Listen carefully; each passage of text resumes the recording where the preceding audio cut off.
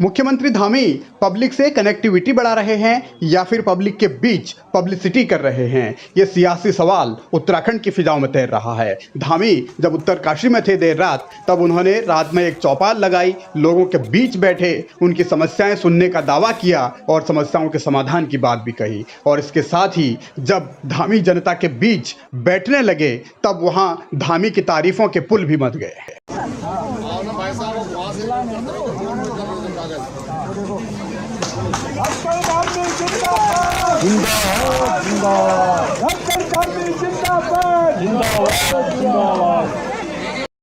मुख्यमंत्री का जनता के बीच जाना, जनता की बातें सुनना बहुत अच्छी बात है। उम्मीद है कि ये सिलसिला आगे भी जारी रहेगा। उम्मीद ये भी है कि सरकार जो कह रही है वो किया भी जाएगा, जमीन पर बातें उतरेंगी भी। ईमानदारी से काम हो, सरकार के अंदर बेईमानी भ्रष्टाचार पूरी तरह से बंद होना चाहिए। उसको लेकर हमने संकल्प लिया है, सौगंध ली है और समझ ली है कि प्रदेश के अंदर छोटे छोटे हमारे जितने कार्यालय चलते हैं, बड़े कार्यालय चलते हैं, जिलों में, प्रदेश में, सब कार्यालयों में उत्तराखंड की विजिलेंस को मुस्तैद किया है और कई लोगों को जिन्होंने जो भ्रष्टाचार में लिप्त थे उनको पकड़ के जेल के अंदर भेजने का काम भी किया है।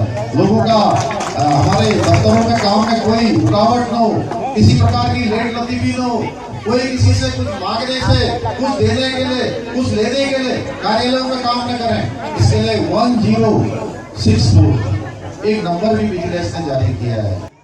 भ्रष्टाचार पर चोट की बात धामी ने उत्तरकाशी की उसी धरती से की जहां से नकल माफिया हाकम सिंह पकड़ा गया, और उत्तरकाशी की उसी धरती से धामी भ्रष्टाचार पर चोट की बात करते रहे जिस उत्तरकाशी में पुरोला के विधायक ने उद्यान विभाग में घोर भ्रष्टाचार का आरोप लगाया, अब तक एक्शन नहीं हुआ। हालांकि धामी कुछ और दावे भी वहां करते दिखे। हमने चुनाव में भी कहा था, चुनाव में और भी दूसरी पार्टियां आई थी, उन्होंने भी बड़े बड़े वायदे करे थे, लेकिन चुनाव के बाद वो गायब हो गए, उन्होंने कोई वायदा नहीं निभाया। हमने कहा था हम 3 सिलेंडर साल में मुफ्त रूप से, बिना किसी शुल्क के, बिना किसी पैसे के 3 सिलेंडर सरकार भरकर देगी, और इस योजना को हमने आज लागू कर दिया है। 1,81,000 परिवारों को हम 3 सिलेंडर दे रहे हैं।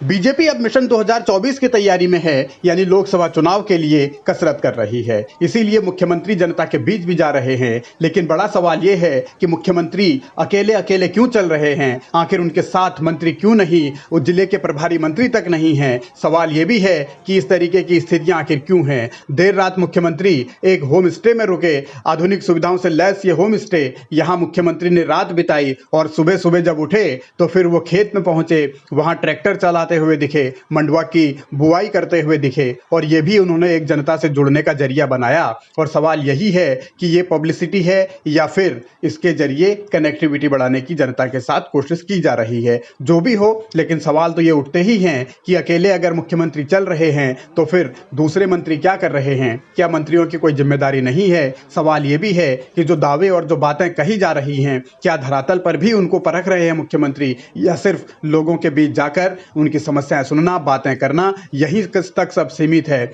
सवाल बहुत सारे हैं, लेकिन जवाब फिलहाल तो नहीं।